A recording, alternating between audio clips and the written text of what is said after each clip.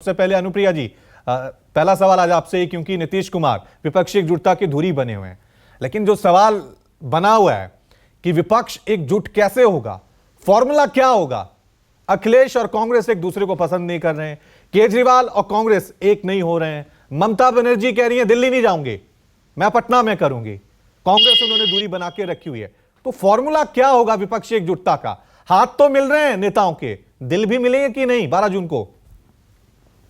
रवि जी, माननीय मुख्यमंत्री नीतीश कुमार जी ने आगामी कुछ दिनों पहले जब अन्य राज्यों के मुख्यमंत्री से मिले और अन्य दलों के नेताओं से जब मिले, आपने देखा कि सभी दलों के नेताओं ने खुल के फिर एक मंच पे आकर करके अपने अपने प्रेस कॉन्फ्रेंस में कहा कि 2024 का जो चुनाव है, लोकसभा चुनाव जो है, जहां पे हमें एकजुट होने का है और ममता बनर्जी के रिक्वेस्ट पे और सभी दलों के नेताओं के रिक्वेस्ट पे पटना की धरती पे एकजुटान होना है।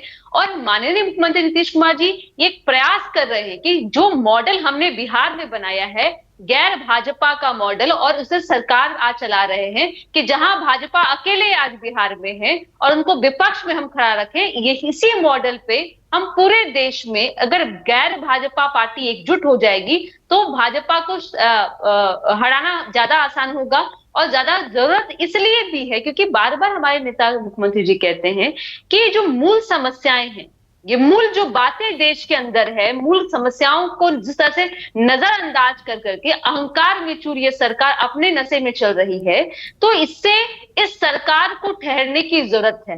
क्योंकि आप अगर समस्याओं को देखेंगे, अभी आपके हमारे साथ में सहयोगी राजीव रंजन जी कह रहे थे कि 2014 को छोड़ दीजिए, 2019 में दोबारा सरकार को चुना बीजेपी के, लेकिन अब 10 साल का आकलन होगा और 10 साल के आकलन में देश का युवा जो 2014 में टकटकी निगाह से था कि 2 करोड़ रोजगार की बात कह के आए, महंगाई की बात की गई, रोजगार की बात कहा गया, किसानों की समस्याओं की बात की गई, लेकिन उन समस्याओं को नजरअंदाज कर करके कि सरकार अपने ही हिसाब से कार्य कर रही है।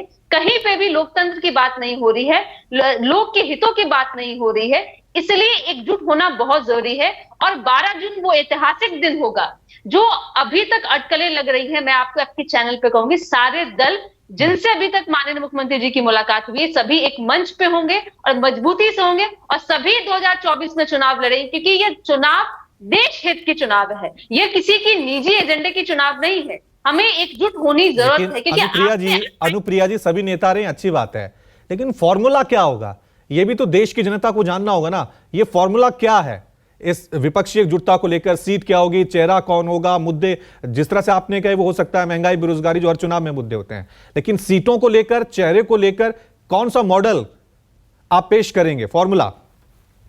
रवि जी देखिए, 2024 में जो बार बार चेहरा जो बीजेपी के सामने है कि भाई चेहरे पे, हमें चेहरे पे चुनाव नहीं लड़ना है, हम एकजुट होंगे और जो हमारा स्ट्रैटेजी है वन अगेंस्ट वंस की है। क्योंकि आपके हमारे नेताओं सारी पार्टी ने कहा जो दल अपने अपने राज्यों में मजबूत है, जिनकी मजबूती वहां पे है, जो लड़ सकती है, वो वहां पे डायरेक्ट लड़ेगी। जहां कांग्रेस, क्योंकि कांग्रेस एक केंद्रीय पार्टी और बड़ी पार्टी है, ऑब्वियसली उनको बड़ा एक दल होना है, लेकिन जहां पे उनकी स्थिति कमजोर है वो वहां पे नहीं लड़ करके, जिस राज्य में जो सरकारें वहां पे हैं, क्षेत्रीय दलें मजबूत हैं, वो वहां पे लड़ेगी। हमारा स्ट्रैटेजी ये कि वन अगेंस्ट वंस हमारा फाइट होगा।